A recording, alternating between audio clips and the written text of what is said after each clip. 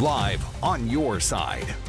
First at 9 starts with First Alert Weather. Welcome to this quick digital edition of First at 9. While the Holiday Bowl airs on WBRC, we wanted to check in with First Alert meteorologist Tania Michelle on the First Alert Weather Day declared for tomorrow. Very important that folks watch the weather these next 24 hours or so, Tania. Absolutely. 100%, Steve. You need to stay weather aware and alert over the next 24 to 48 hours. We have a First Alert Weather Day in effect for your Saturday, mainly the afternoon, evening, and into your Sunday morning for a possible severe storm, and that can include tornadoes. But before we talk about the next big thing, we're actually tracking wet weather right now, and you may hear a few rumbles of thunder out and about.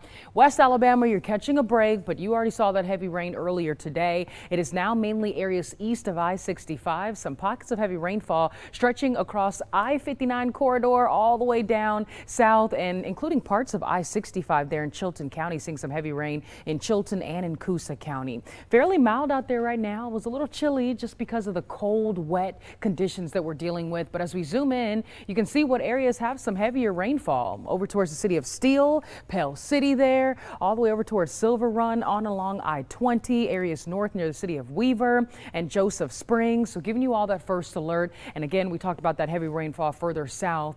This is on and along I-65 and areas just east of it, south of Hillwood. And I'm seeing a little lightning strike there. So again, you may hear some rumbles of thunder in the mix of that heavy rainfall. The other big story for this evening and really tonight is that it's so windy. We have wind gusts exceeding 20 miles per hour. Hopefully you listened to me, Lauren, and Mickey yesterday, reminding you to tie down those outdoor objects and secure any loose items. And you're going to want to keep them in place, in a secure place as we approach your Saturday, because Saturday is when we have declared that First Alert Weather Day for a better possibility of a strong and even a severe storm. So the reason we're seeing all this wet weather right now across the area is because this cold front, a little disturbance is moving through, but it's not as potent as the one that's behind it. A low pressure system is going to start to move through our area. We'll talk more about that, but I first want to show you what parts of central Alabama are under more of an enhanced risk. So we're looking at West Alabama in particular, and notice areas highlighted in yellow, that slight risk level 2 out of 5 has now extended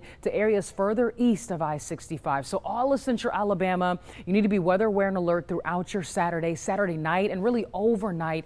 In specific, we're talking those overnight hours because we don't want anybody to be hurt while they're sleeping and not aware of what's happening. So make sure you have those devices charged. You have multiple ways to receive weather information, that weather radio, and check in for updates throughout tomorrow morning on Good Day Weekend. But here's a look at the threats that we're mainly tracking. A few tornadoes cannot be ruled out, damaging winds, again, a severe storm in the mix that could produce some hail. So it's going to be a very dangerous situation, and you want to make sure you are well prepared. Make sure you can identify your county that you live in case a watch or a warning is issued. You want to make sure you identify your specific location.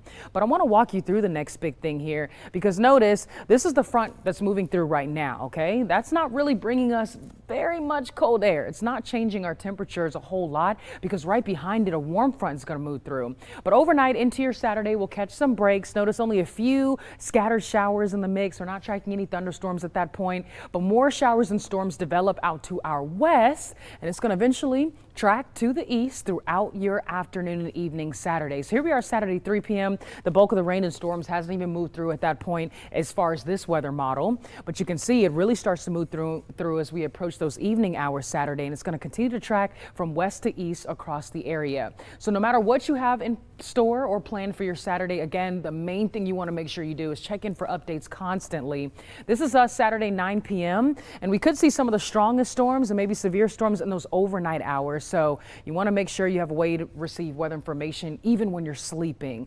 And notice by the time you wake up Sunday morning heading to church, a lot of the storms are going to be out of our area, and we'll see some dry conditions behind that cold front.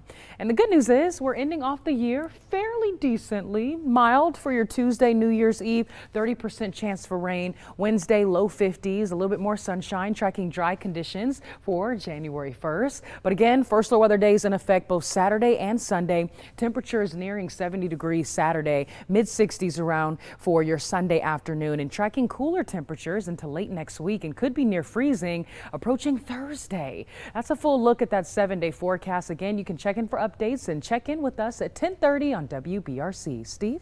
Thanks, Tania. We will have more on the storm potential for tomorrow, plus a look at the other headlines of the day after the Holiday Bowl on WBRC. you right here after the ball game.